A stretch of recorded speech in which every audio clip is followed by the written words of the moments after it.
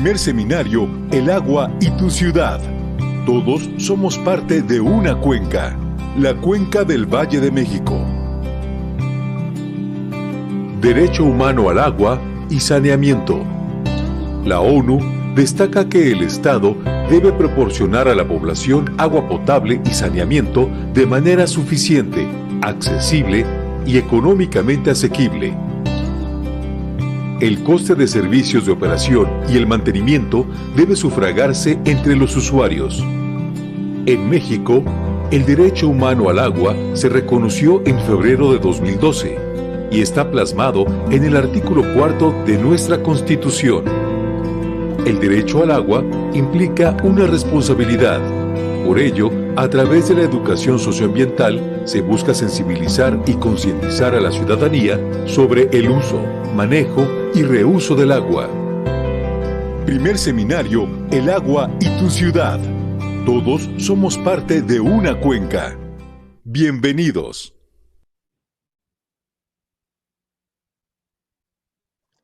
Bueno, sean todos bienvenidos y bienvenidas a la sesión número 5 del primer seminario El agua y tu ciudad. Todos somos parte de una cuenca, en su edición 2021, la Cuenca del Valle de México, organizado por la Oficina de la UNESCO en México, la Oficina Regional de Ciencias de la UNESCO en Montevideo, el Grupo de Trabajo de Educación y Cultura del Agua y la Comisión Nacional del PHI para México, la CONAMEXPI. Antes que nada, queremos agradecer a todos su participación en el día de hoy. Hasta el momento hemos tenido la presencia de asistentes de más de 23 países, no solo de América Latina y el Caribe, por lo que queremos agradecer mucho su compromiso con esta actividad. El día de hoy abordaremos el tema 5, Derecho Humano al Agua y Saneamiento. El objetivo de esta sesión es dar a conocer las características e implicaciones de disponer de agua y saneamiento en forma suficiente, salubre, aceptable y asequible para consumo personal y doméstico. Esta sesión, al igual que las sesiones anteriores, quedarán disponibles en la página de Facebook del Grupo de Trabajo Educación y Cultura del Agua, cuya liga dejaremos a través del chat. Cada una de nuestras sesiones cuenta con la participación de un experto internacional, quien a través de un mensaje introductorio presentará la perspectiva a nivel internacional y regional del tema.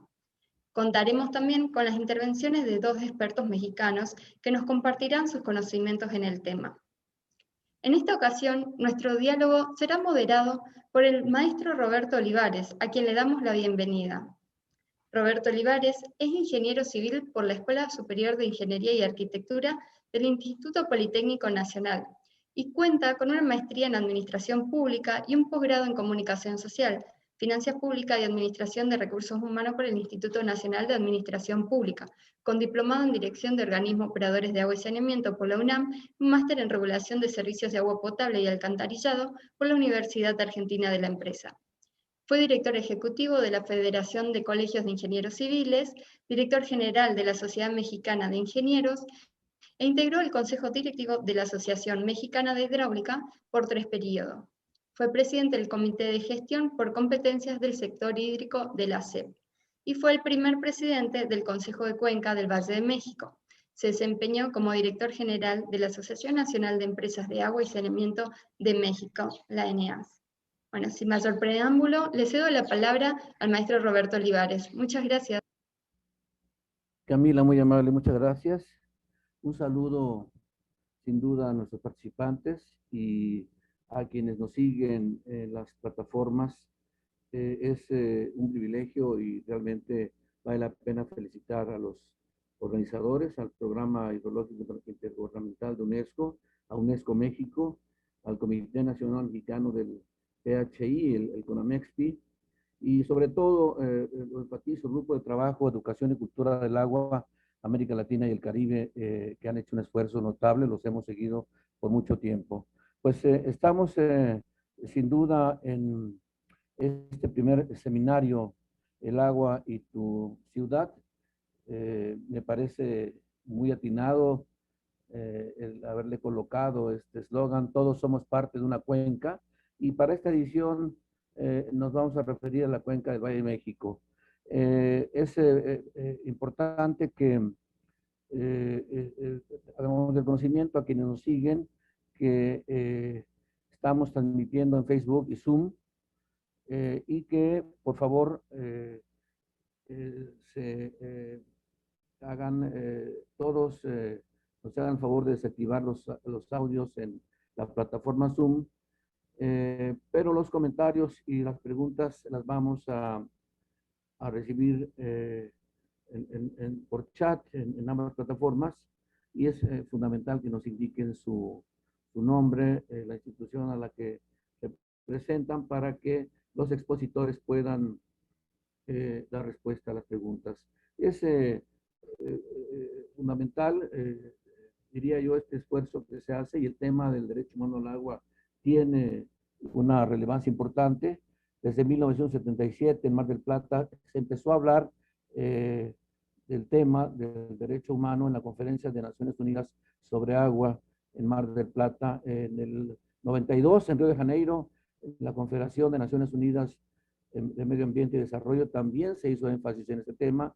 Y yo recuerdo muchos de los compañeros en el 2006 aquí en la Ciudad de México en el cuarto foro mundial del agua en el 2006, y en los sucesivos foros, el quinto, el sexto, el séptimo y el octavo último en Brasil, se ha hablado con insistencia acerca del tema, pero para suerte de todos, en el 2010, el 28 de julio precisamente, Naciones Unidas genera un pronunciamiento al respecto, y en nuestra legislación en México en 2012 tenemos esta referencia. Es muy importante que todos estemos en la intención de poder darle a nuestra audiencia información acerca del tema de derecho humano al agua, y quisiera para ello, en primer término, pedirle a nuestro amigo el señor Guillermo Fernández Maldonado que por favor nos dé una introducción acerca de esta visión, esta perspectiva de Naciones Unidas en relación al tema del agua en el marco de esta resolución a la que yo aludía de julio de 2010 sobre el derecho humano al agua. Esta situación la conocemos muchos, es una asignatura pendiente. Tenemos la visita en el 2018 del señor Leo Heller, relator de Naciones Unidas, en mayo precisamente 2018, donde hizo algunas precisiones que, entiendo a la fecha, no hemos resuelto. Quisiera, si me lo permiten, dar lectura a la semblanza de nuestro experto internacional, el señor Guillermo Fernández Maldonado, que es abogado y obtuvo maestría en Administración Pública y un doctorado en Derecho ante la Universidad de Alcalá de Henares, España. En su país de origen, Perú, bello país sin duda, trabajó en el Senado de la República como asesor legal principal del Comité de Relaciones Exteriores y asesor de la Comisión Especial sobre las causas de la violencia y alternativas de pacificación en el Perú entre 1982 y 1992. Ha sido profesor de la Facultad de Derecho de la Pontificia Universidad Católica del Perú y profesor invitado del Instituto Nacional de Administración Pública y la Universidad de Alcalá de Henares de España y la Universidad Andina Simón Bolívar de Ecuador. Actualmente es representante de la Oficina en México del Alto Comisionado de Naciones Unidas para los Derechos Humanos desde el 15 de septiembre de 2020. Le pedimos a nuestro experto, el señor Fernández Maldonado, haga uso de la palabra, si es tan gentil. Muchas gracias, Roberto. Muchas gracias por la invitación a UNESCO, al Comité Nacional Mexicano, Programa Ideológico, al Grupo de Trabajo de Educación y Cultura, y a todas las personas que participan o exponiendo o compartiendo este espacio.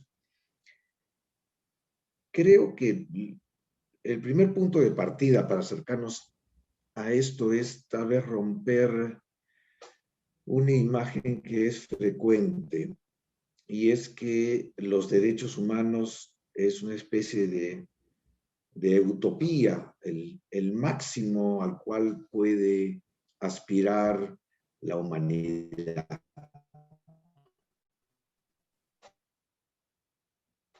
No es así. No es así. De hecho, los derechos humanos, como aparece en la Declaración Universal de Naciones Unidas, es lo mínimo, no es lo máximo.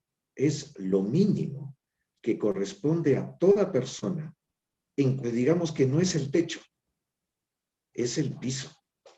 Y esto es importante verlo con el sentido de urgencia, ¿no? Cuando hablamos de garantía de derechos humanos, no estamos diciendo algo para llegar a la cima, sino es para poder salir a la superficie. Así de dramático, digamos, es el tema. Y de una vez voy a plantear el otro tema, y es los derechos normalmente en el ámbito internacional se reconocen a través de tratados internacionales, al margen el nombre que tenga. Y los estados son conservadores. Entonces, en los tratados, muchas veces, uno tiene que interpretar. ¿Y por qué lo digo? Porque allí nace, a partir de una interpretación, lo del derecho al agua y al saneamiento. Pero en todo caso,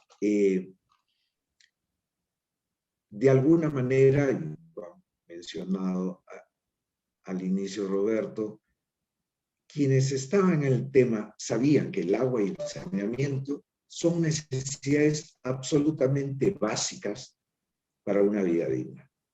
Y además había históricamente un incremento de conflictividad en torno a ambos y además afectaciones.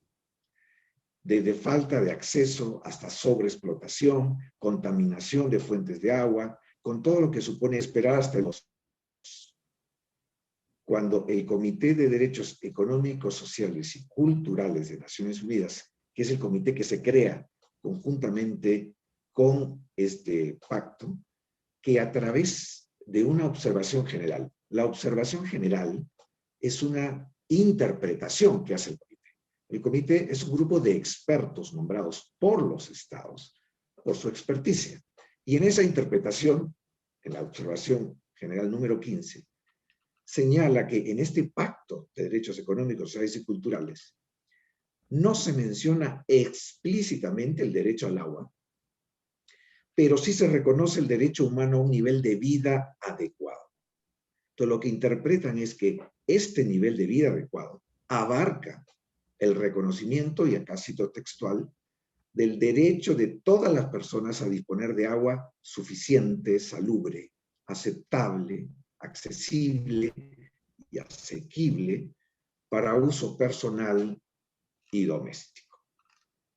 En realidad hubo que transcurrir 8 años más para que el propio comité, finalmente la asamblea, si mencionó la resolución de la asamblea, incluya el reconocimiento al saneamiento, que lo define, y cito textualmente, como el acceso y el uso de las instalaciones y servicios de excretas y aguas residuales que garanticen privacidad y dignidad. Sin embargo, es frecuente citar conjuntamente derecho al agua y al saneamiento, como si fueran un solo derecho. Pero en realidad se trata de dos derechos complementarios, como son los derechos humanos que están interconectados, pero tienen naturaleza diferente. Y además, por naturaleza, los derechos humanos son derechos que van evolucionando en el tiempo. Ya ha sido mencionado aquí. Parte de la enorme contribución para ello son las relatorías, los informes temáticos, por ejemplo, del relator especial sobre derechos humanos al agua potable y al saneamiento. Por ejemplo, hay un informe que aborda los impactos de los megaproyectos en estos dos derechos y que precisamente se basó en buena medida de información de la realidad de América Latina. De hecho, hoy, por lo menos en el ámbito internacional, no hay ninguna duda de que estamos hablando de derechos humanos plenos con sus respectivos componentes y obligaciones. Y aquí es donde yo quisiera un poco aterrizar. Es decir, estamos hablando de derechos que tienen componentes que precisamente estos comités han desarrollado, que son los que nos permiten finalmente comparar realidad y políticas con estos estándares. Entonces, voy a mencionar los principales que espero puedan contribuir precisamente a estos análisis y eventualmente a la elaboración de políticas. El primero, que es el más obvio, es la accesibilidad física al agua y al saneamiento. Esto supone tanto a fuentes como a instalaciones y toma en cuenta tiempos y distancias. Y aquí son enfoques además interagenciales, La Organización Mundial de la Salud ha indicado que el tiempo de acopio no debe exceder de 30 minutos y que la fuente no debería estar situada a más de 1000 metros del hogar. La accesibilidad física toma en cuenta también a aquellas personas que enfrentan obstáculos particulares. Estamos hablando de personas mayores, adultos mayores, personas con discapacidad, la niñez, aquellos que padecen enfermedades crónicas, entre otros. Mas recordemos que en nuestra región alrededor de 24 millones de personas carecen de servicios básicos de agua y 91 millones de saneamiento básico. El segundo aspecto esencial, elemento esencial del derecho es la disponibilidad de agua y saneamiento, que implica abastecimiento suficiente y continuo para todas las personas sin discriminación, así como instalaciones suficientes, tanto en la esfera doméstica, pero también instituciones educativas y de salud, centros de detención, establecimientos laborales, mercados, otros lugares públicos. Y en nuestra región muchos estados reportan el acceso a servicios básicos, pero otros mecanismos de revisión, de auditoría, documentan múltiples casos de comunidades que pasan largos periodos sin agua suficiente. Y de hecho, esto fue señalado por el relator, ya mencionado aquí, Leo Heller, cuando visitó México, que incluso recorrió varias de las zonas afectadas con esta característica en la Ciudad de México. Otro elemento clave es la calidad y la seguridad del agua y del saneamiento. Estamos hablando en las fuentes, en las instalaciones, en los servicios para proteger la salud de las personas. En nuestra región, el 51% de los hogares carecen de una conexión de alcantarillado. Solo el 17% de los hogares están conectados a sistemas de tratamiento y el 85% de las aguas residuales no se tratan antes de que lleguen al mar. Un siguiente elemento es la asequibilidad. ¿Qué implica? Implica que todas las personas estén en capacidad de pagar el costo de servicios de agua y saneamiento y la higiene que está vinculada a ellos, sin que esto limite su capacidad para satisfacer otras necesidades esenciales como la vivienda, la alimentación, la salud y la educación. De hecho, el Programa de Naciones Unidas para el Desarrollo, el PNUD, ha señalado que el coste no debería superar el 3% de los ingresos de la unidad familiar. Y aquí creo que es importante aclarar que la garantía de los derechos humanos no exige en términos generales la prestación de servicios en forma gratuita. Pero en determinadas circunstancias, por ejemplo, si la persona o la familia no tienen la capacidad de pago, sí se convierte en una obligación del Estado velar por su acceso a una cantidad mínima indispensable precisamente para esta vida digna. La Organización Mundial de la Salud ha definido que esta cantidad mínima indispensable oscila entre los 50 y 100 litros por agua por persona al día. Otro criterio es la aceptabilidad, que supone que el agua, el saneamiento y los servicios correspondientes sean aceptables, y esta segunda parte es particularmente importante en nuestra región, y culturalmente adecuados. Por ejemplo, respecto de la cosmovisión y sistemas normativos de los pueblos indígenas. Y consideren la dignidad y la privacidad de las personas. En nuestra región hay muchos pueblos indígenas y hay casos de comunidades indígenas cuyos manantiales o pozos han sido sobreexplotados o que han sido contaminados por terceros. Y la propuesta de reemplazo son pipas de agua u otros servicios que no son culturalmente adecuados. Incluso la línea jurisprudencial en el mundo va más hacia la cosmovisión indígena. Encontramos reconocimiento ya no desde el punto de vista de las personas, sino de los ríos. Hay jurisprudencia en Colombia que reconoce a varios ríos como sujetos de derecho. Igual sucede en Nueva Zelanda. Igual el caso del río Ganges en la India, de la tendencia mundial, además del derecho humano al agua y al saneamiento, hay un reconocimiento, digamos, a las cuencas, a las expresiones de cuencas como sujetos de derechos. Y además, y con esto acabo, deben considerarse otros elementos respecto de grupos que han sido históricamente discriminados y vulnerados en la región. Y además, diversas perspectivas, ¿no? Por ejemplo, el impacto de las tareas asociadas al agua y al saneamiento para las mujeres y las niñas. La falta de reconocimiento de la gestión comunitaria del agua en comunidades rurales, indígenas o equiparables. La falta de servicios soportes en los asentamientos llamados irregulares o ilegales. Y finalmente, muy en la línea del acuerdo de Escazú, las amenazas y ataques contra las personas defensoras de estos derechos. La pandemia que enfrentamos hoy ha hecho, primero, mucho más evidente, lo ha dicho la CEPAL, las enormes desigualdades en nuestra región, pero también ha destacado la importancia de la vigencia sin discriminación de estos derechos, para tomar medidas sanitarias tan esenciales como lavarse las manos. Y ha mostrado los rezagos históricos, la urgencia de avanzar en el pleno cumplimiento de estos derechos. Y acabo diciendo que el agua y el saneamiento no son temas puramente técnicos.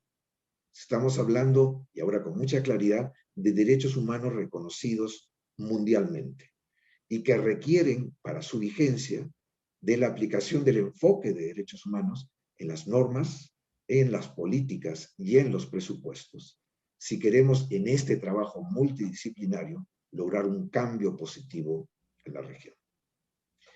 Y yo lo dejaría ahí. Muchas gracias. Muy bien, muchísimas gracias. Qué amable. En verdad es un marco extraordinario para poder continuar desarrollando el tema. Coincido plenamente. Los aspectos que ha referido y además precisado, algunos de ellos los pasamos por alto, sobre todo los últimos. Ha habido manifestaciones en relación al vínculo agua-mujeres, niñas, la gestión comunitaria que es tan compleja. Y este remate me pareció genial, ¿no? Los problemas del agua no son problemas de carácter técnico exclusivamente, son problemas relacionados con los aspectos humanos, con el derecho humano. Pues estupendo pues inicio, estupenda entrada, y le agradecemos al señor Guillermo Fernández Maldonado su participación, pero sobre todo el marco que nos deja y que deja sin duda un espacio ideal para que nuestra expositora nacional, la doctora Judith Domínguez, haga lo propio. Nosotros tenemos una cercanía con la doctora en muchos aspectos. Hemos realizado algunas cuestiones en forma conjunta. Hemos coincidido en muchos espacios vinculados con el sector y con el derecho humano al agua y al saneamiento. Creo que es muy pertinente dar la semblanza. Nos vamos a quedar muy cortos porque Judith tiene en el tiempo que dedica a la investigación y a otros aspectos, pues muchos méritos, pero diremos en principio que Judith es profesora investigadora del Centro de Estudios Demográficos, Urbanos y Ambientales del Colegio de México. Es el nivel 2 del Sistema Nacional de Investigadores de CONACYT, y sus líneas de investigación son política y derecho de aguas, derecho humano al agua y gobernanza ambiental. Judith ha publicado pues bastantes libros, destacamos la política del agua en México a través de sus instituciones de 1917 a 2017, otro más relativo al derecho humano al agua y al saneamiento, otro titulado Agua y Territorio, uno más, el monitoreo social del derecho humano al agua y saneamiento, otro hacia un posicionamiento de gobernanza del agua en México, uno más, la calidad de agua en México y España, tratamiento jurídico y financiero, y la prevención y control integrados de la contaminación. Entre otros logros y participaciones, debo decir, integró el documento de posicionamiento de las Américas para el 6º Foro Mundial del Agua en Marsella, Francia. El documento de posicionamiento se llamó Gobernanza del Agua en las Américas y fue coordinado por la Organización de Estados Americanos. Es muy pertinente, Judith, que podamos escuchar de tu parte el punto actual, punto de vista de la visión en relación al derecho humano. Si eres tan amable, por favor. Muchas gracias, Roberto. Muchas gracias, Rafael Val, por la invitación a participar en este seminario para abordar el tema del derecho humano al agua. Es un gusto verles virtualmente. Quiero abordar cinco temas en estos 20 minutos que tengo.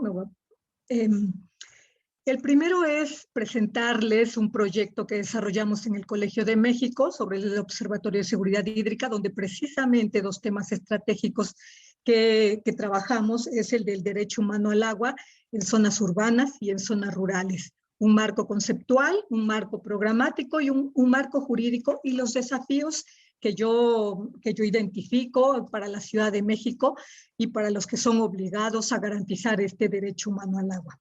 Sin más, quiero mostrarles la página, la pueden ustedes encontrar, del Observatorio de Seguridad Hídrica.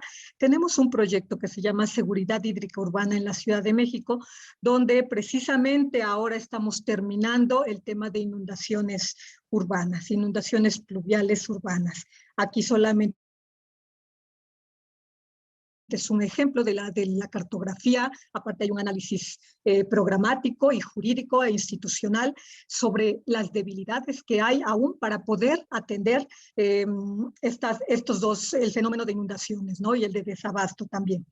Bueno, el libro al que se refería Roberto es ya tiene algunos años que trabajamos precisamente con el IMTA, cuando estaba Rafael Val, El Derecho Humano al Agua y Saneamiento, que es un libro didáctico, dirigido a estudiantes, pero también organismos operadores. Nos dimos cuenta que era muy práctico y muy útil para explicar qué era, ¿no? ¿Cuál es el mínimo al que se refería el ponente anterior, el mínimo básico al que están obligados a cumplir, y ha tenido una buena aceptación este libro, que se puede descargar virtualmente.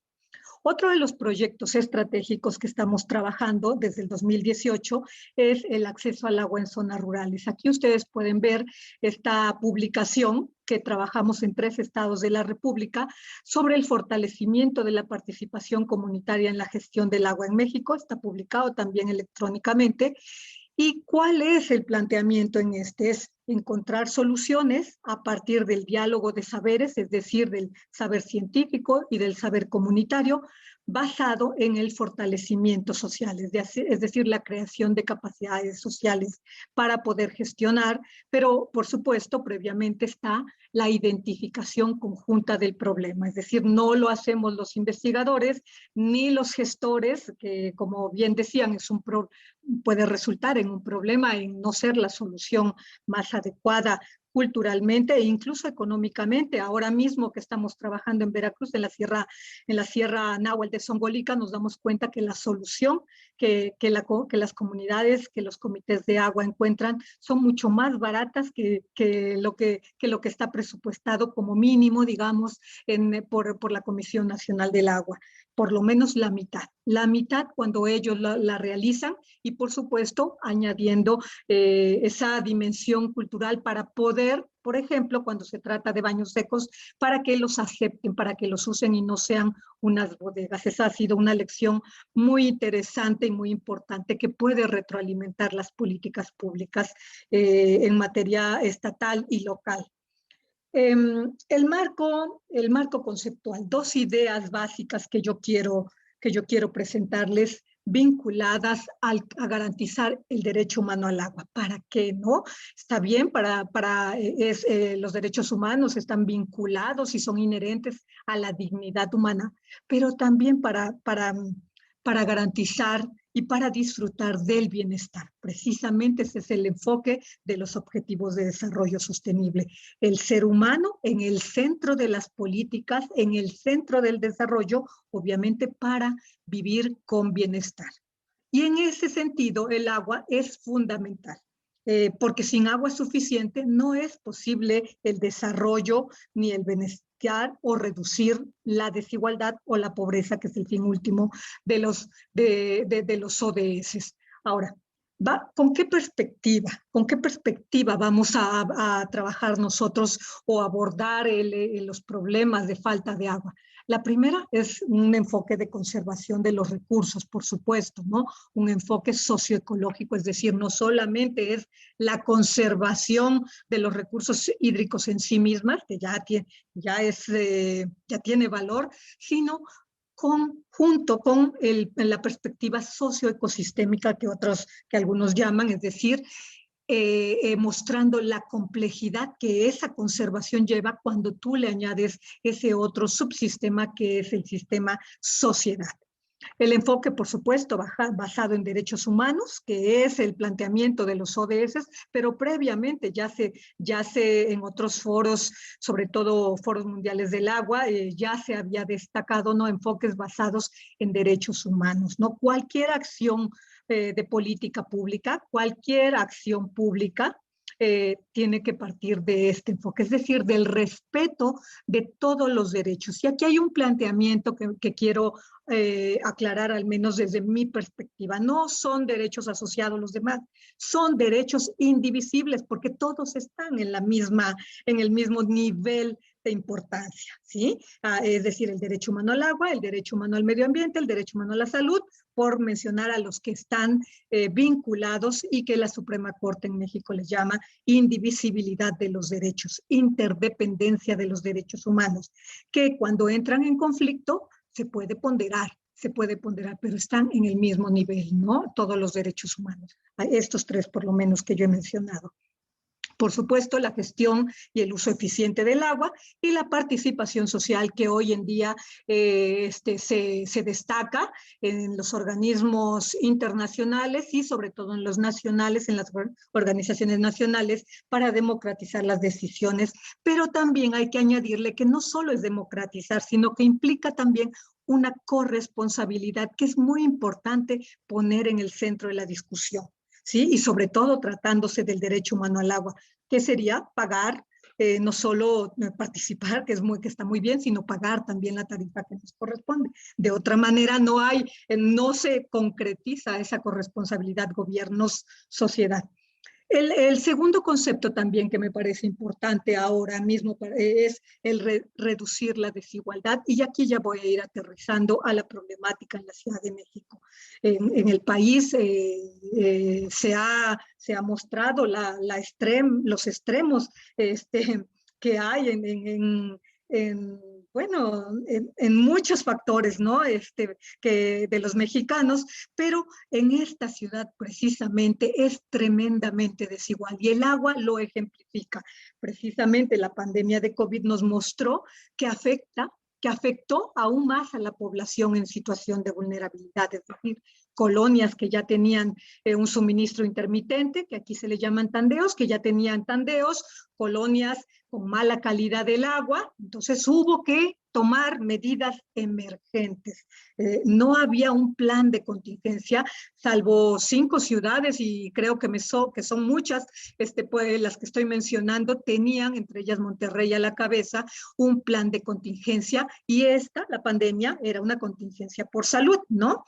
Una contingencia sanitaria, y es decir, tenía un plan para hacerle frente, y aún así, pues, toma desprevenido, pero en la Ciudad de México no. Entonces vimos que lo que hubo fue planes emergentes de la alcaldía de Tlalpan, de la alcaldía, y cada uno con sus medidas diferentes, ¿no? Conforme consideraron que era la manera de responder. Entonces, nos muestra no solo la desigualdad, sino la falta de previsión que todavía existe en una ciudad tan grande o en un país tan grande como el nuestro, ¿no? Entonces, me refería a los ODS, específicamente al 6, no voy a abordar, solamente decir que México ha estado activo, pues este es un informe que aquí pueden ver y que pueden encontrar en línea, de los avances y el monitoreo y la selección también hizo, porque el ODS 6 tiene varias metas, hay varios subindicadores que había que trabajar y sin embargo cuando se ponen manos a la obra se dan cuenta que no hay información sobre todo para poder trabajarlos y entonces se seleccionaron, me parece que 3. Ahora no sé cómo esté, si ya se trabajan más, pero en el 2018 cuando se hizo ese reporte eran 3 los que se iban a reportar. El marco programático, la idea de bienestar está en el centro del Plan Nacional de Desarrollo. El objetivo es que la población de México viva en un estado de bienestar y el Estado, y esto es algo muy importante, el Estado en su conjunto es el garante de estos derechos. Entonces ya empezamos, o ya se identifica a quién corresponde el Estado en su conjunto, pero eso también es muy grande, ¿no? Tenemos que decir que desmenuzar todavía un poco más. El Estado es el garante de estos derechos humanos. El programa que recientemente en diciembre se publicó 2 años después de iniciado el gobierno, el Programa Nacional Hídrico, también se refiere, es el primer eje, el de agua y saneamiento, y aquí hay acciones que quiero destacar que se van dando aún en ausencia de ley. Efectivamente, en el 2012 se incorporó en la Constitución, no se ha emitido la Ley General de Aguas por problemas políticos, problemas de constitucionalidad, problemas de interpretación jurídica, de qué quiso decir el legislador. Unos entienden una cosa, otros entienden un alcance mayor, pero sobre todo la politización que hay en torno pues, al fenómeno, ¿no? De crear una nueva ley, porque afecta a intereses, ¿no? El agua es politics, no solo policy, ¿no? Entonces, eso lo estamos viendo y pasan los años y no se hace la ley. Sin embargo, sí hay acciones desde el Ejecutivo y en los estados. Quizá no son suficientes para decir aquí se garantiza plenamente el derecho humano al agua, pero sí dan algunos, sí se han dado algunos pasos, ¿no? Es decir, se van llenando los vacíos, inclusive por la Suprema Corte de Justicia de la Nación, por el Poder Judicial. Las reglas ProAgua 2021, que son las que tienen el dinero para realizar obras de agua y saneamiento en todo el país, tienen una priorización distinta a partir del 2021. Ya no es como las conocíamos antes, ahora se va a atender localidades prioritarias y para eso hay un listado de zonas de atención prioritarias en las que además se añade el tema de agua en específico y de saneamiento, el mejoramiento de la calidad del agua, el fomento, es decir, se va a dar dinero a aquellas obras que fomenten el intercambio de agua, el reuso y el aprovechamiento de gases para generar electricidad. Esto no estaba antes, ¿no? También para aquellas acciones que estén contempladas en planes de gestión estatal o municipales, y ahí entonces ya empezamos a ver que ya identificaron que es necesario coordinar no solo acciones, sino presupuestos. Y en último lugar, o bueno, no en último, también en otras, al menos en estas 5 prioridades, acciones de continuidad. Las reglas anteriores, estas eran las primeras. No es decir, si ya una obra empezó, pues vamos a darle dinero a eso. Pero ahora se cambia el planteamiento, lo cual me parece bastante correcto, porque se alinea a garantizar el derecho humano al agua. Ahora, paso al tema de la Ciudad de México. La Ciudad de México, aún antes de la Constitución, de haberlo puesto en el 2012 en nuestra Constitución, o incluso antes de la Declaración de Naciones Unidas o del reconocimiento, la Ley de Aguas del Distrito Federal desde el 2005 ya tenía incorporado, al menos normativamente, el reconocimiento y la garantía del derecho humano al agua, no al saneamiento. Entonces, luego, a ver, muy recientemente esta ley ya se le cambió el nombre, ahora se llama Ley del Derecho al Acceso, perdón, se me fue, Ley del Derecho al Acceso y al Saneamiento de Agua en la Ciudad de México, aunque solo es el nombre. Realmente el contenido de la ley sigue siendo el mismo, con algunas reformas que se le hicieron. No fue un gran cambio, en mi opinión, ¿no? Sin embargo, sí me parece muy importante la Constitución de 2017, que es una de las más avanzadas en en Latinoamérica por esa protección que tiene de los derechos humanos, que va mucho más allá de los derechos humanos básicos, y entonces incorpora esos que algunos llaman de tercera, cuarta y no sé en qué generación van, ¿no? Otros tipos de derechos. Es demasiado amplio, claro que eso articularlo, implementarlo, pues tiene algunos problemas, pero están en la Constitución, ¿no? En materia de agua, sí que va mucho más allá de lo que dice la ley, ¿no? La ley vigente. La Constitución reconoce, por supuesto, el derecho humano al agua y al saneamiento, la gestión pública del agua y, sobre todo, establece un mecanismo que suscitó dudas de si esto podía convivir o coexistir con el amparo que tenemos a nivel federal, juicio de amparo, pero aquí algunos constitucionalistas le llaman un mini amparito, ¿no? Es decir, un amparo rápido para su protección que está ahí. No tengo noticia de que se haya puesto en marcha en materia de agua, pero sí hay un amparo previsto, es decir, un juicio mucho más rápido que el del nivel nacional. Y muy recientemente el trabajo de la comisión para sustituir esa ley, de la Comisión de Gestión Integral del Agua, de una propuesta de ley del derecho humano al agua, su saneamiento y la gestión integral y sustentable en la Ciudad de México, ya acabada al menos como propuesta, y ya veremos si pasará o no. Para ir concluyendo en el tiempo que me fue asignado, ¿qué desafíos hay para garantizar el agua en la Ciudad de México? Como yo les digo, normativamente, pues hay un marco robusto, porque está desde la Constitución, está en la ley, hay un sistema de aguas, es decir, una institución también me parece fuerte, por ello no digo que no tenga retos, pero identifico por lo menos 4 para la ciudad. El tema de las tarifas, el de las tarifas, por cuánto no se está cobrando, y eso tenemos que ser realistas, no se está cobrando lo que vale el agua, lo que cuesta llevar el servicio público a los hogares, ¿no?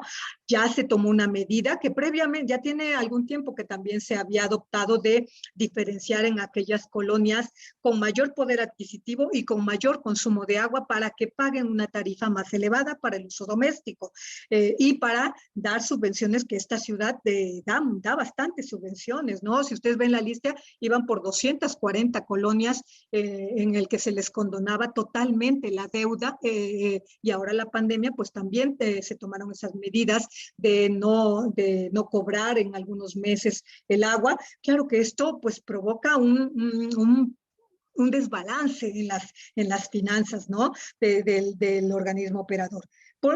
La rehabilitación y el mantenimiento de la infraestructura para una ciudad tan grande o que tiene población flotante aquí, pues es muy costoso, y eso ya lo tienen presupuestado, ya lo presentaron en la primera sesión de este seminario.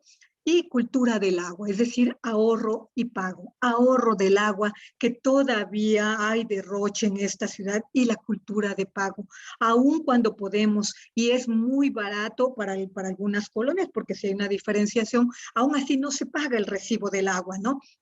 Finalmente, que también está entre sus ejes estratégicos, fomentar el tratamiento y el reuso del agua. Por supuesto que esto es de mediano plazo y hay que presupuestar cuánto cuesta esto.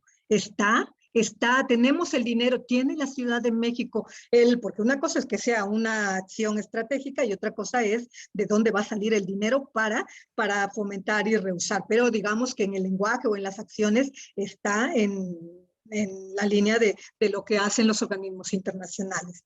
Ahora, ¿cuál es el reto? Y esto es una reflexión para todo el país, que pueden cumplir los derechos humanos, el derecho humano al agua y al saneamiento, pueden cumplir con esta obligación los organismos operadores. No es que sean los únicos, pero son los primeros, ¿no? Los directamente señalados, o a quien acude el ciudadano cuando no tiene agua, cuando le suben la tarifa, cuando tiene un corte, en fin, cuando no tiene drenaje. Es a los organismos operadores.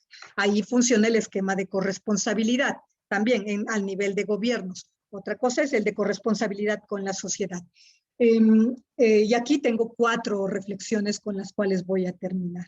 La pandemia de COVID afectó sus finanzas, En sesiones anteriores mencionaban que al menos se dejó de recaudar un 30%. Un 30% que de por sí ya no se, de por sí tienen problemas para recaudar totalmente y no cobran las tarifas adecuadas ni tienen esquemas de subvenciones adecuados. Entonces, la pandemia vino todavía a afectar las finanzas por las medidas que tomaron o porque simplemente no se puede pagar, ¿no? La población no podía pagarlo, ¿no? Son instituciones, y hay que reconocerlo, con muchas debilidades institucionales. Ese debe ser un autorreconocimiento, porque los que nos dedicamos a la investigación en este tema lo decimos, ¿no? Pero un autorreconocimiento para poder abordarlo. La mayoría sin continuidad y están sujetos a los cambios políticos. Eso en algún momento también tiene que abordarse desde el propio organismo operador.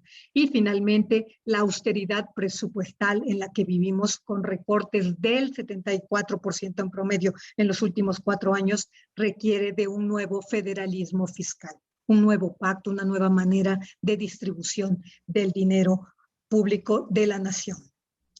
Bueno, pues terminé en tiempo, Roberto. Muchas gracias por la invitación. Extraordinario. No, pero Quedo independientemente pendiente. de ello, al igual que nuestro primer expositor, el señor Guillermo Fernández Maldonado, muy acertado y coincidiendo, Judith, fíjate, pues la pandemia nos pone en evidencia que poco hemos hecho, tenemos atrasos y estos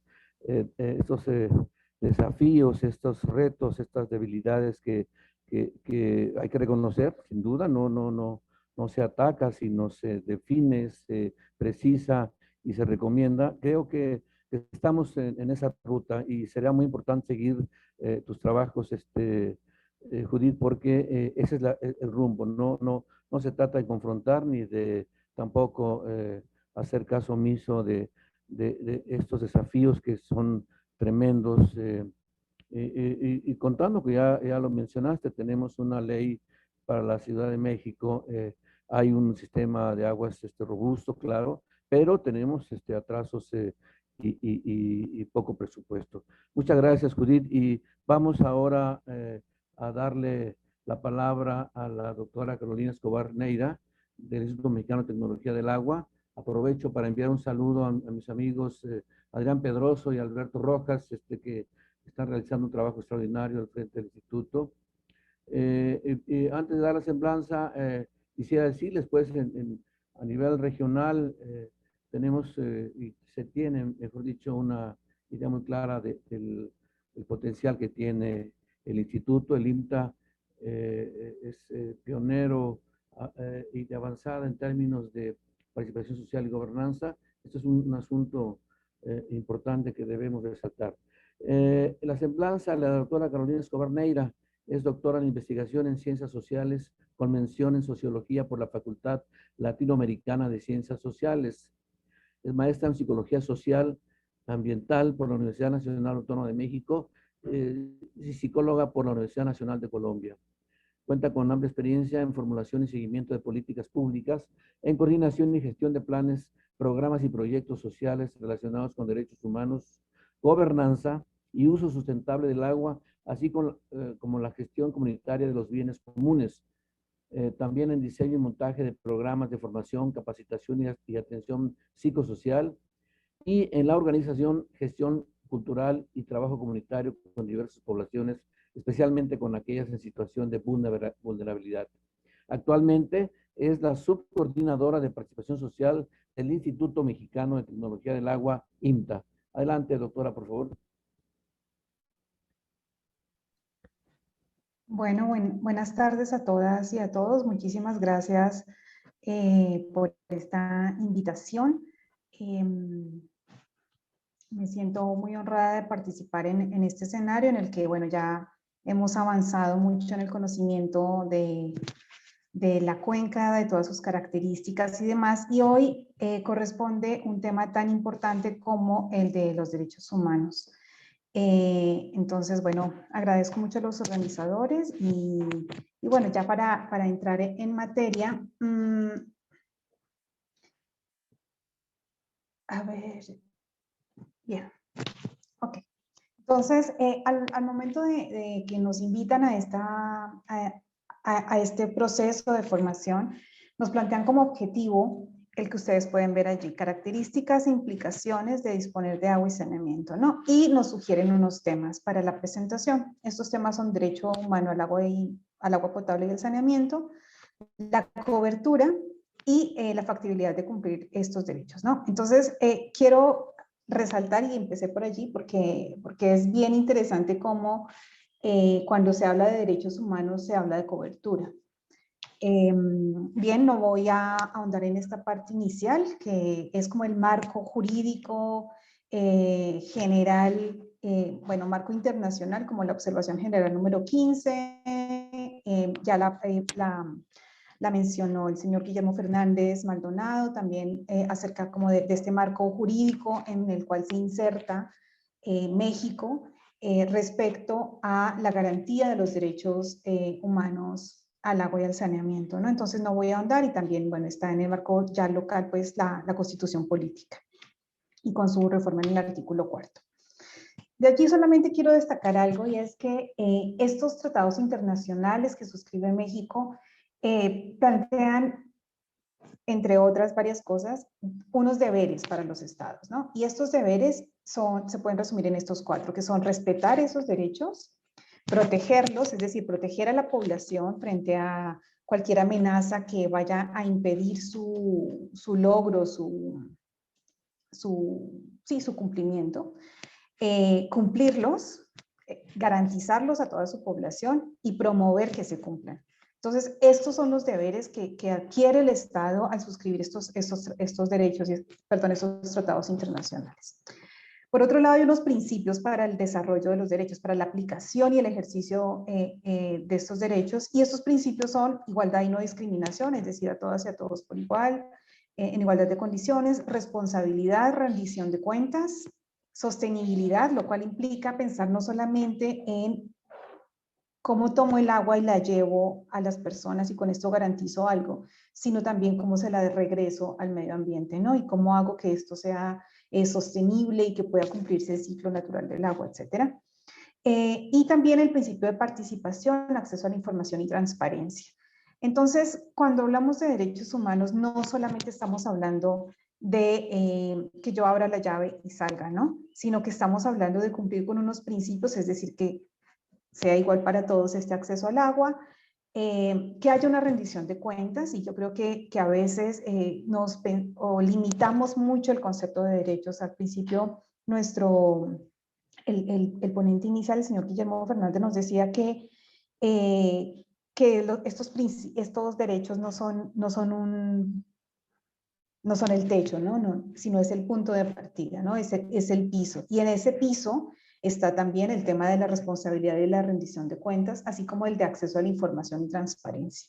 Entonces, es bien interesante ver cómo a veces hablamos de derechos como algo que ya se convierte en una palabra de uso común y que utilizamos para todo, pero cuando vemos las implicaciones reales es cuando estamos dándole la dimensión que realmente corresponde. Bien, entonces esto es para que no lo perdamos de vista.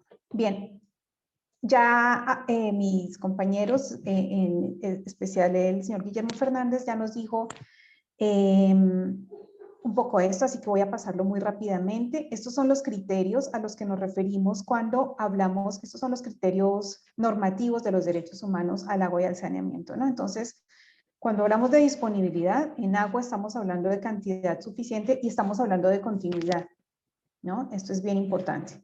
Cuando hablamos de saneamiento, estamos hablando de que haya saneamiento para todos, a cualquier hora, y que sea suficiente.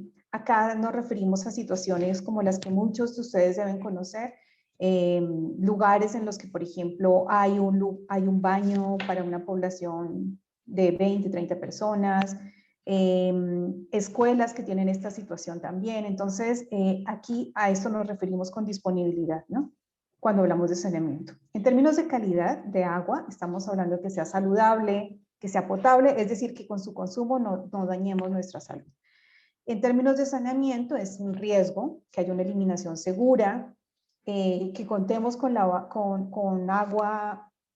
no contaminada para el lavado de manos, para la higiene menstrual y personal. Y esto es muy importante porque todos estos criterios normativos cruzan por un tema de género que es muy importante, ¿no? Entonces, en la disponibilidad vemos cómo son mujeres y niñas las que tienen esta carga y esta responsabilidad principalmente pues a su cargo. En términos de calidad, pues son ellas también las que empiezan a faltar a las escuelas porque no hay estas condiciones básicas para tener su higiene menstrual en el momento en que empieza, etcétera, ¿no? Entonces, bueno, aceptabilidad, que ya lo mencionaba el representante en México, que se refiere sobre todo a un tema cultural, ¿no? En términos de agua, apariencia, sabor y olor que correspondan, y en saneamiento, pues adecuados culturalmente, ¿no? Con higiene, seguridad y limpieza, ustedes podrán ver o recorrer algunas partes del país y ver cómo se instalan sistemas de saneamiento porque son baratos, porque son económicos o porque se adecúan a la región, pero no están pensados culturalmente. Entonces, estos se convierten en pequeñas bodegas, como lo mencionaba la doctora Judith, o se convierten en unas macetas muy llamativas, pero no cumplen con su función, ¿no? Entonces, a eso se refiere el criterio de aceptabilidad. Accesibilidad, de nuevo con el agua, en términos de distancia, tiempo, que todos puedan acceder. Y en términos de saneamiento, pues también hay un criterio allí de distancia y seguridad adecuada para todos a cualquier hora, ¿no? Entonces, aquí vemos casos de mujeres que exponen su integridad física al trasladarse a servicios de saneamiento, etcétera.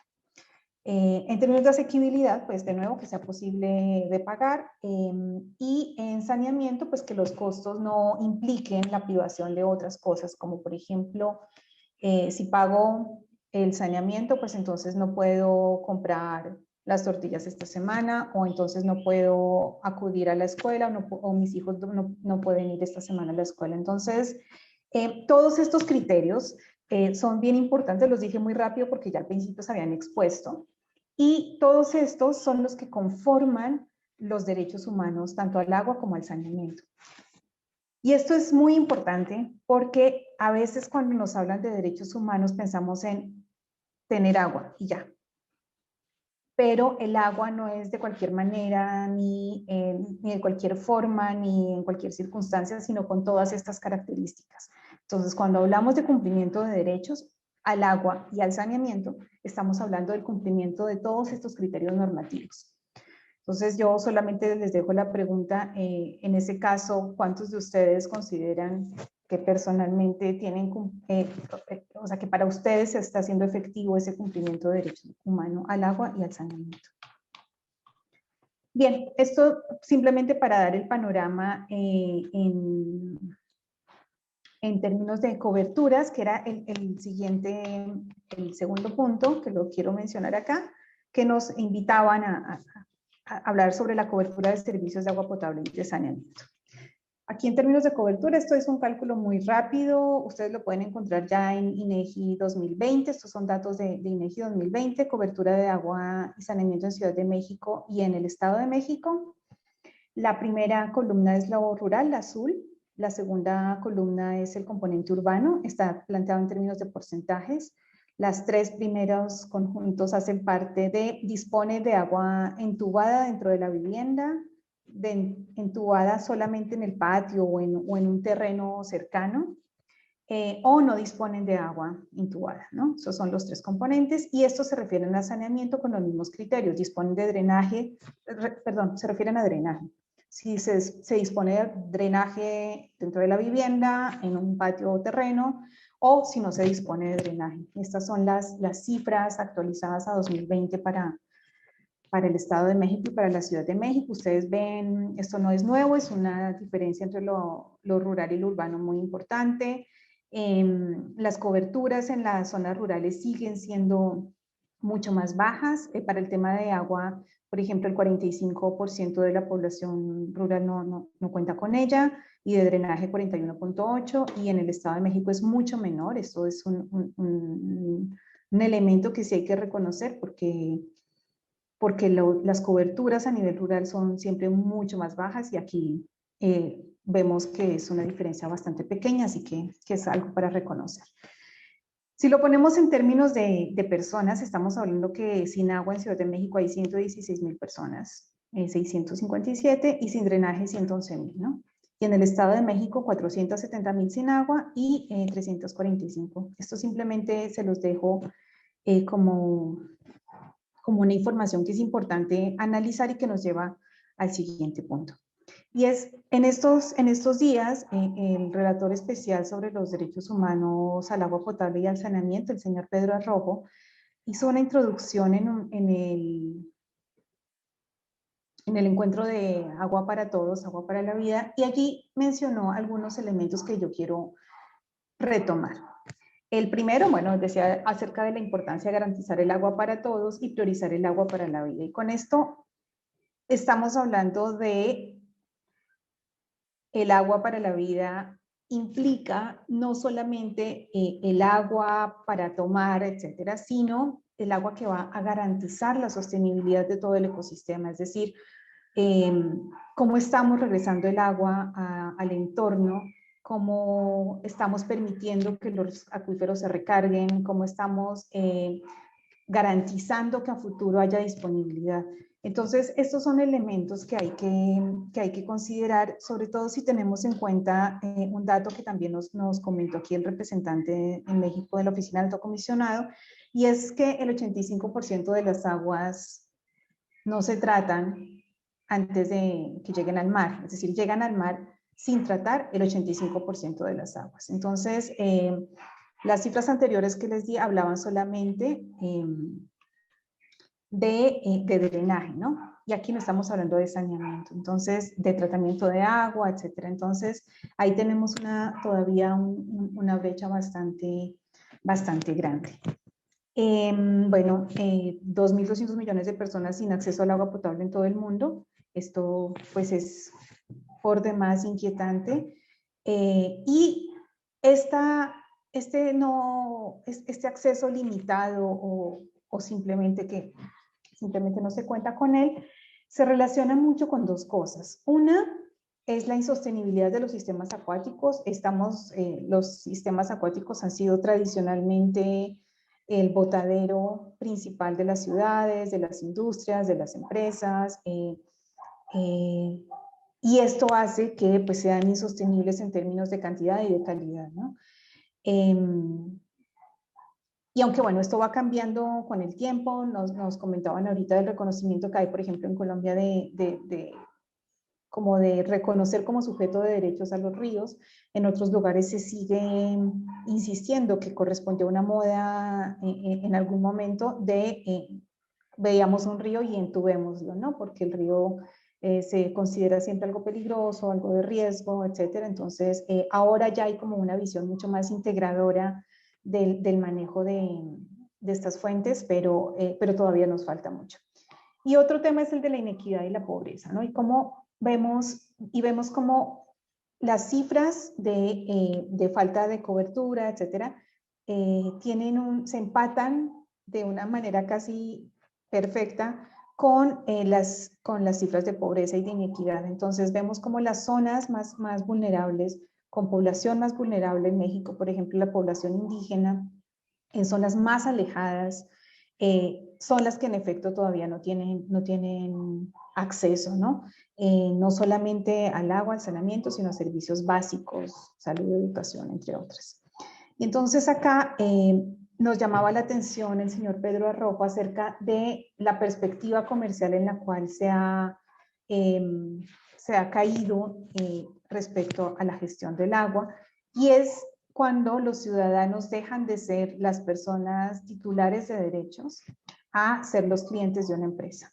Y ahí las cosas cambian. Entonces allí estamos hablando de situaciones muy distintas, porque uno son los atributos de un ciudadano, cuya obligación es la participación, el cumplimiento de sus responsabilidades ciudadanas, etcétera. Y otra es la de un cliente, ¿no? Un cliente es una empresa, me presta un servicio, yo pago por ese servicio, si no tengo satisfacción del servicio, pues hay una oferta adicional, entonces me cambio de la empresa y ya. Y entonces esto nos hace pensar un poco, y es la invitación que hace Pedro Arrojo y que yo comparto, es al replanteamiento de los principios éticos que están orientando la labor de todos, ¿no? De los ciudadanos, pero también de las empresas y también, etcétera, de las entidades, de los centros de investigación, de la academia, de los docentes en sus escuelas, es decir, de todas nosotros como personas, como cuáles son los principios éticos que están normando nuestra vida. Finalmente, dejo algunas reflexiones. Unas preguntas básicas, y son, ¿el reconocimiento entonces de los derechos es suficiente? Ya vimos que hay una reglamentación institucional, hay una reglamentación internacional, perdón, están reconocidos en la Constitución. Ahorita la doctora Judith Domínguez nos planteaba cómo en la Constitución local de la Ciudad de México también está reconocido. Entonces la pregunta es si ese reconocimiento es suficiente. Si no lo es, entonces, ¿cómo logramos la operacionalización? Es decir, ¿cómo hacemos que en efecto se garantice progresivamente el acceso a esos derechos? La otra es la forma como se miden las coberturas. ¿De qué nos está hablando? ¿Nos está hablando de infraestructura? ¿Nos está hablando de capacidad de operación de una entidad? ¿Nos está hablando de capacidad de operación de un organismo? ¿O de qué nos está hablando y para qué nos sirve esta información, ¿no? Entonces, a partir de estas coberturas estamos planteando metas, estamos diciendo si aquí no tenemos o tenemos una cobertura de, no sé, 30%, ¿cómo anualmente vamos a ir creciendo? Es decir, ¿nos está sirviendo para esto? Finalmente, si los arreglos institucionales nos están facilitando el cumplimiento de estos tratados internacionales. Entonces, una propuesta básica es, primero, pues medir para gestionar, ¿no? Necesitamos medir para saber qué es lo que qué es lo que nos falta, ¿no? Para hacer planes de gestión, para hacer planes locales. Y aquí está, pues, los planes locales y su priorización para el cierre de brechas, ¿no? Esto es importante, hacer una planeación enfocada en el cierre de brechas a partir de una medición muy clara. Y los planes diferentes para contextos diferentes. No podemos tener un plan general para todas las personas que tienen, por ejemplo, falta de agua en su casa cuando los contextos son bastante distintos, ¿no? Entonces, hacer planes un poco a la medida. Ya para finalizar, simplemente, bueno, hay unos proyectos estratégicos en el INTA que los invitamos a que conozcan y que van muy en la vía de esto que estamos mencionando acá, de, por ejemplo, medir para gestionar. Entonces, el primero es el de la formulación de indicadores de derechos humanos al agua y al saneamiento, que son distintos a los indicadores de coberturas, que son los que encontramos en las cifras INEGI, ¿no? Estos son descriptores de una situación, para eso son las cifras de INEGI, para describir un contexto con sus características particulares. Y esta es una propuesta de indicadores de derechos humanos al agua y al saneamiento, que de hecho estamos trabajando con la oficina del Alto Comisionado de las Naciones Unidas en México. Es un trabajo que venimos adelantando hace más o menos 1 año y medio y que esperamos más o menos en junio, en mayo o en junio contar ya con una propuesta integradora. Bueno, el tema de atención a comunidades indígenas, es decir, con estas poblaciones, aquí estamos trabajando con los yaquis, en la Sierra Wixárika y y en nuevos municipios indígenas de Morelos, ver cómo podemos hacer esta atención a estas comunidades indígenas desde una perspectiva de derechos que involucre todos estos criterios normativos que les mencioné hace un rato. Tenemos el Observatorio Mexicano de Conflictos por el Agua, también desde una perspectiva de derechos, en donde podemos ir identificando qué elementos nos van indicando alertas o nos van desatando alertas tempranas para la atención de posibles conflictos por el agua. Y finalmente tenemos una intervención de derechos humanos, organizaciones locales y agua en México, que se vincula con el último, que es la Ley Modelo de Sistemas Comunitarios de Agua y Saneamiento. Esta Ley Modelo, en ella el INTA participó de manera pues muy importante junto con AMEXID y la FAO Mesoamérica, para generar esta Ley Modelo de Sistemas Comunitarios, que fue aprobada hace 2 viernes en el Par Latino, y es una ley a la que ahora tienen acceso todos los gobiernos en Latinoamérica y el Caribe para adaptarla a sus realidades locales. Entonces, esta es una parte bien importante porque del reconocimiento de los sistemas comunitarios es que podemos empezar a hablar de fortalecimiento de la gestión de estos sistemas comunitarios, que son los que en lo rural principalmente garantizan progresivamente los derechos humanos al agua y al saneamiento.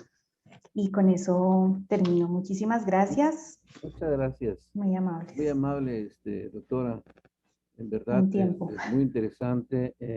Y este cambio me parece extraordinario. Este tránsito de ciudadanos a clientes, pues es exactamente el punto. Necesitamos, como lo ha dicho la doctora Judith Domínguez, ubicarnos en ese contexto. Estamos hablando de servicios de agua potable y saneamiento que cuestan. Estamos hablando del derecho humano al acceso al agua, que es un derecho inalienable. En medio tenemos esta situación. Y vamos, si les parece, a pasar a la sesión de preguntas y respuestas. Tenemos tiempo suficiente. Nuestro amigo Guillermo Benjamín Pérez Morales le hace una pregunta a nuestro compañero, el señor Fernández Maldonado, que si cree él que en algún momento se logrará llegar al verdadero derecho del ser humano al agua y saneamiento con la forma en que los gobiernos toman en cuenta actualmente la importancia de dichos conceptos. O sea, usted, señor Guillermo Fernández, respondería a esta pregunta. ¿Estaremos en verdad en posición de que se llegue al verdadero derecho del ser humano al agua y saneamiento? ¿Cómo lo considera? Lo tenemos a usted no lo veo en pantalla, lo veo incluso con el micrófono apagado. Si le parece, haríamos otra consulta para dar tiempo a la doctora Judith Domínguez. Judith, te pregunta señor Guillermo Pérez Morales, que qué estrategias considera se pueden implementar para realmente considerar que hasta los que no pagan el servicio puedan tener acceso al derecho del agua y saneamiento.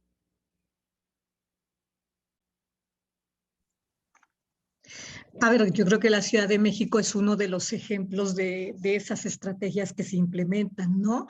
Hay una condonación donde se sabe que no se puede, bueno, no se puede, no lo sé, ¿verdad? No soy técnica, donde no se da agua continua, es decir, las 24 horas, los 7 días, y entonces se condona, ¿no? Hay una condonación total del pago del agua y sale un decreto anual y cada año aumenta el número de colonias, ¿no? También es indicativo de qué pasa, ¿no? Es decir, cada vez hay menos agua.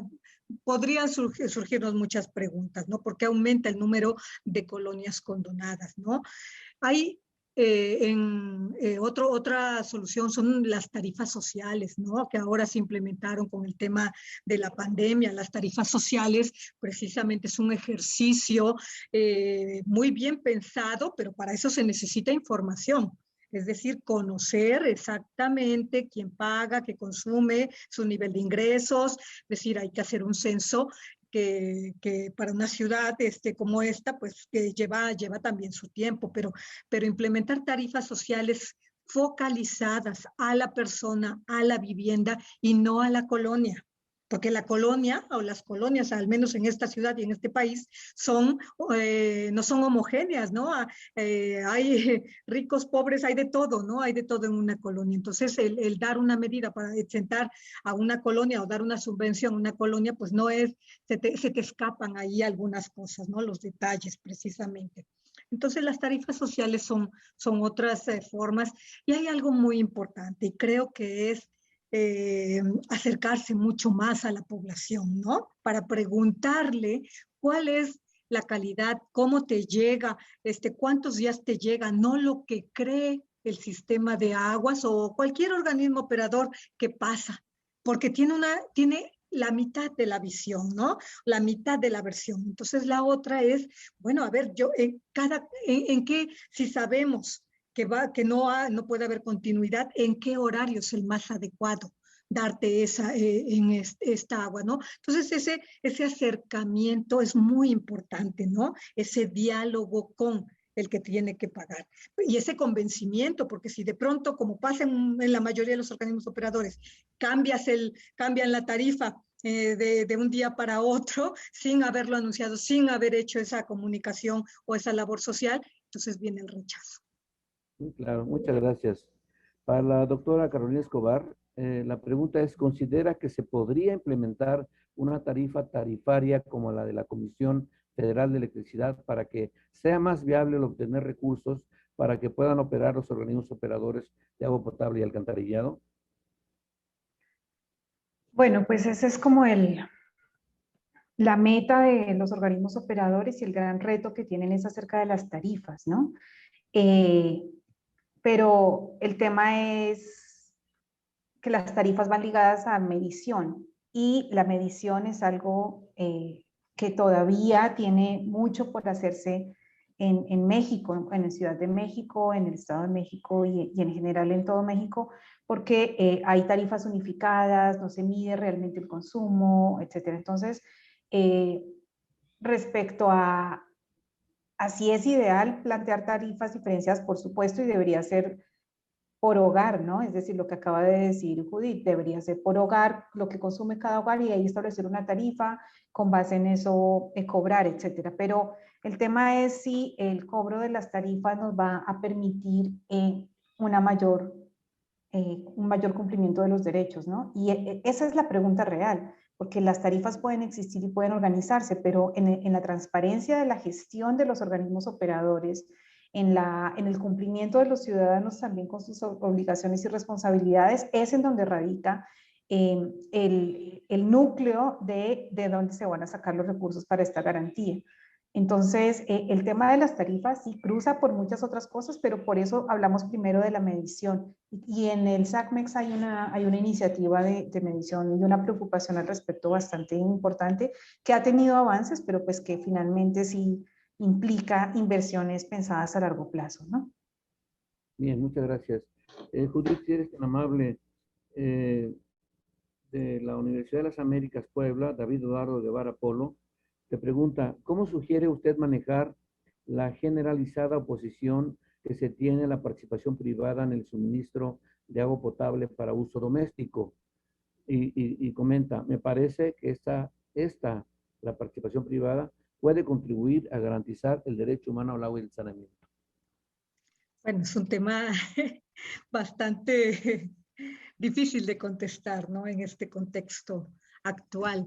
¿Qué pasa en el mundo? Hay una tendencia a la remunicipalización de los servicios públicos, ¿no? A volver a retomar esa idea de servicio público. Y como servicio público es obligación del Estado prestarlo en condiciones, quiere decir un servicio de calidad, ¿sí? Cualquiera que sea, el de luz, pero este es más importante, ¿no?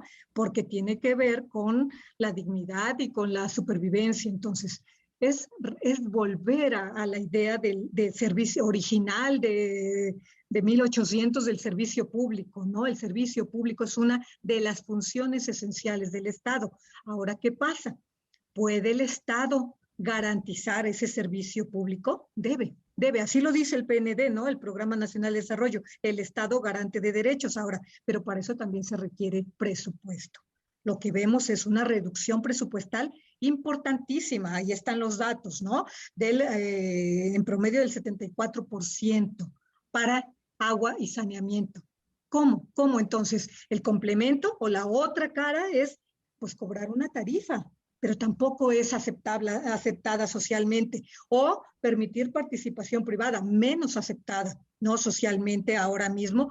¿Por qué? Por los abusos que ha habido, ¿no? Y que hay todavía en muchas concesiones y ahí hay que reconocer que el Estado no ha sabido, el Estado en cualquier nivel de gobierno, en este caso el estatal y el municipal, no ha sabido hacer contratos correctamente, contratos de concesión. Porque, a ver, porque pasa en otros lados. Quizá el agua tiene sus particularidades, ¿no? Y de ahí viene el rechazo. Entonces, si tú no haces, si el gobierno no tiene la capacidad institucional y o jurídica para hacer un contrato adecuado, pues obviamente han surgido todos esos abusos, ¿no? Entonces son dos cosas, una tendencia a la remunicipalización para volver a retomar una de las funciones esenciales del Estado, que no es renunciable y parece que se alejó. Y la otra es no ha sabido manejar aquellos casos de participación cuando así lo decidieron, ¿no? Porque su marco normativo se los permitía. No supieron, hubo muchos abusos, en otros más o menos, también hay casos que también no podríamos decir son de abusos, pero más o menos se ve una gestión ahí más o menos aceptable, según las encuestas que hacen en esos organismos operadores del país. Entonces, pues no es un tema que pasa otra vez por la politics, ¿no? Es decir, no es... yo creo que si se hicieran contratos correctamente, pues podría a lo mejor funcionar. ¿Podría funcionar para qué? Quizá no para el servicio de agua, quizá no para el drenaje, pero el tratamiento y el reuso, ¿qué es tan caro? Construir plantas de tratamiento.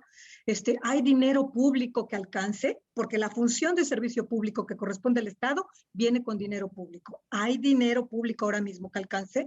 Si la respuesta es sí, pues claro, eso es lo ideal, ¿no? Y si no, entonces, ¿cuál es la vía, no? No es fácil de contestar para quien toma las decisiones, ¿no? Yo como investigadora solamente lo pongo ahí sobre la mesa, la discusión. Muchas gracias. Finalmente, para la doctora Carolina Escobar, el señor Raúl Sánchez pregunta, ¿considera usted que para asegurar el derecho humano al agua en México, tomando en cuenta la diversidad que existe, es necesaria la creación de la Secretaría del Agua y un ente regulador independiente? Bueno, pues es la pregunta del millón. Sí se requiere un organismo fiscalizador o que haga el seguimiento de las acciones.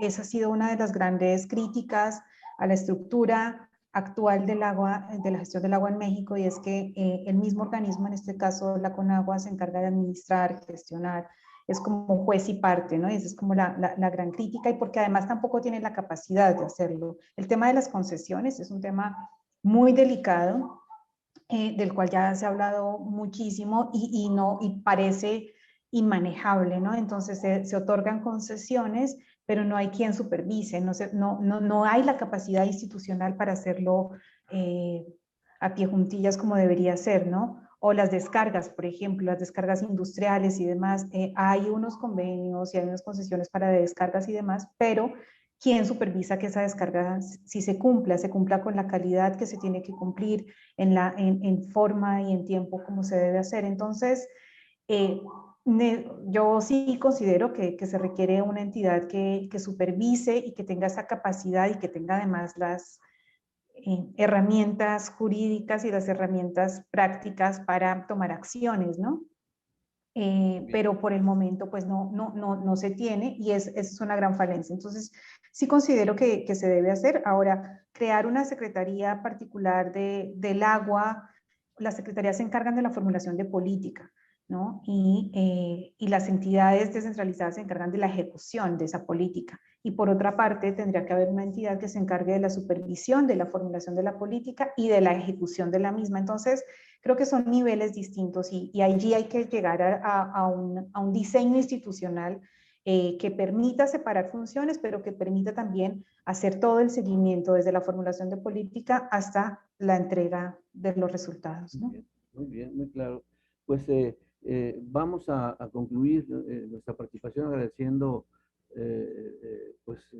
las expresiones, las aportaciones del señor Guillermo Fernández Maldonado, de la doctora Carolina Escobar Neira y de la doctora Judith Domínguez Serrano, porque es claro, es evidente, se requiere un nuevo acuerdo, una nueva situación que nos ponga en ventaja para alinear política pública, leyes sin duda, presupuestos, reglas, participación en general, lo que aquí se ha visto, porque el derecho humano al agua, así como lo presenta este primer seminario, es algo fundamental. No podemos dejarlo en términos sueltos.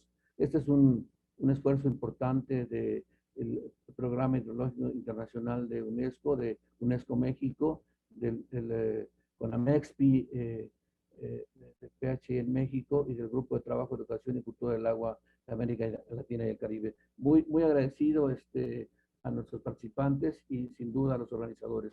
Muchas gracias y le dejamos la palabra, por favor, a Camila, muy gentil, por permitirnos estar en este evento. Muy amables. Bueno, muchísimas gracias, Roberto, por tu moderación. Y muchísimas gracias a nuestros expositores, a Carolina Escobar Neira, Judith Domínguez Serrano y Guillermo Fernández, por sus excelentes presentaciones. Y bueno, muchas gracias a nuestra audiencia también por sus interesantes preguntas y por su participación en este evento el día de hoy.